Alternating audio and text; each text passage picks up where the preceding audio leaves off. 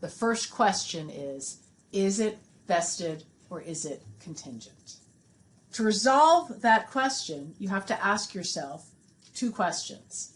Does an identifiable person have the right to immediate possession whenever the preceding estate ends? And is there a condition precedent that that identified person has to satisfy before they can take? If there is an identified person and there's no condition, then it's a vested remainder.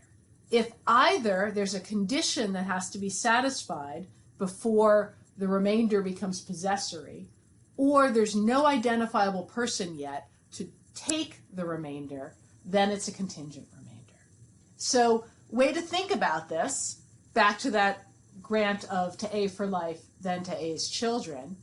If A currently has no children, then there's nobody to take the estate. At A's death, A will either have had children or not. If A has had children, then the remainder has vested and those children will take. But if A has not had any children, then there's nobody to take the vested remainder, and the law will imply a reversion because we always have to know who will take the property. If there is a contingent remainder and there's no other possible takers specified in the grant, then by law there's an implied reversion to the original grantor. But far more common is a situation where you have what are called alternative contingent remainders. Something like this. O leaves Blackacre to A for life, then to A's children, or if A dies without children, then to B. The contingency is the same. A will either have children or not. If A has children, then those children take the property. If A doesn't have children, then the property goes to B.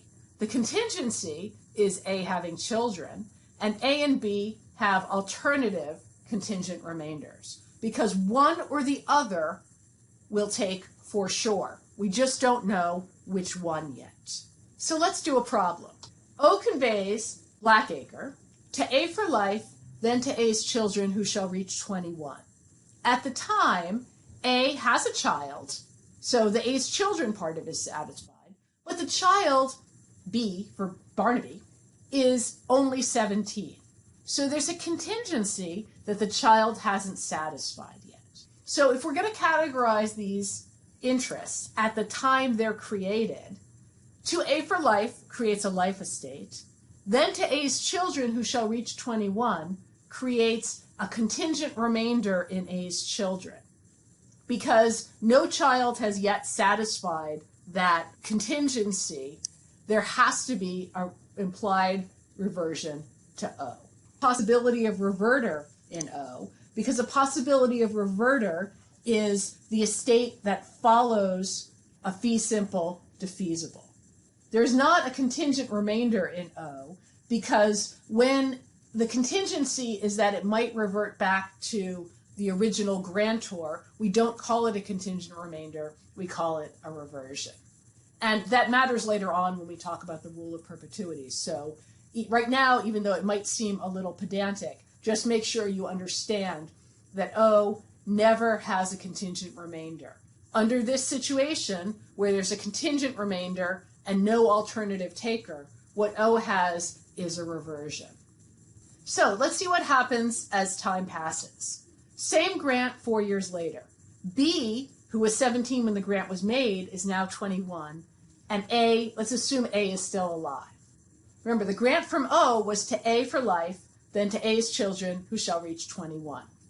A still has a life estate, and A is still alive, so that's still the present possessory estate. Now, however, we have an identifiable person who has already satisfied the existing condition. There are no other conditions before B can take. So this remainder now vests. B has a vested remainder. But the grant from O was not to A for life, then to B if B reaches 21. It was to A for life, then to A's children who shall reach 21. And A is still alive. That means that A could, in theory at least, have more children, and those children could also reach 21 and have a share of this property in remainder. So what B has here, when B turns 21, is a vested remainder subject to open, meaning that more people could join the class of people who have a vested remainder in this estate. Notice it's not a contingent remainder anymore. B will take for sure now. B is an identified person who has satisfied the condition. Even if B dies before A, that doesn't change the fact that B has a vested remainder.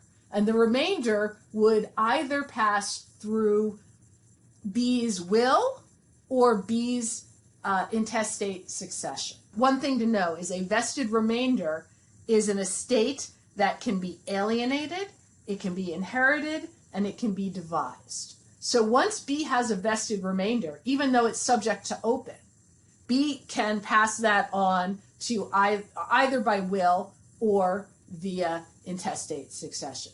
If A has another child and that child also reaches the age of 21, then B and that new child will share in the vested remainder. Okay, let's do another problem, and then maybe it's time for you to do the problems on page 352 in the book. So here's a grant. O conveys to A for life, then to B for life, then to C and her heirs. Now the question is, what interests are created by this grant? The way to do this, again, is start at the beginning. To A for life, we know that's a life estate. Then to B for life, that's another life estate. We haven't seen that before, but it's certainly possible for somebody to create two life estates in a row.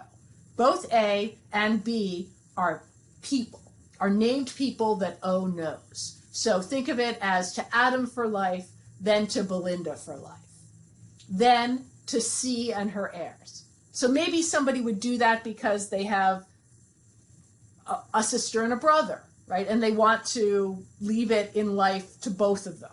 It's a little weird, but it could happen. Now, so we have a life estate in A, and then a subsequent life estate in B. This means that when A dies, what B gets is the right to have the property for B's lifetime. Then to C and her heirs. That creates a vested remainder in C. Remember, the language and her heirs simply signals that what the vested remainder is in fee simple absolute. In this case, O has retained no interest in the property. Everything has been conveyed away. A has a life estate, possessory interest for life. Then B has a possessory interest for life.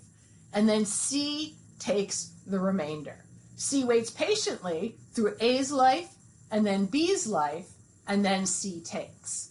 If C dies before A or B, that doesn't change the fact that C owns the vested remainder in fee simple and can pass it via will or through intestate succession. Okay, let's do one more problem. Here we have O making a grant to A for life, then to B if B survives A. The question is, what interests are created by this grant? First, we know that A has a life estate, right? To A for life creates a life estate in A. Then to B, B is an identified person. B is Brendan. If B survives A, there's a condition that B has to satisfy before B can take. The only time we will know if this remainder vests in B is at A's death. At A's death, B will either be alive or not. If B is alive, then the remainder will vest in B and B will take this property.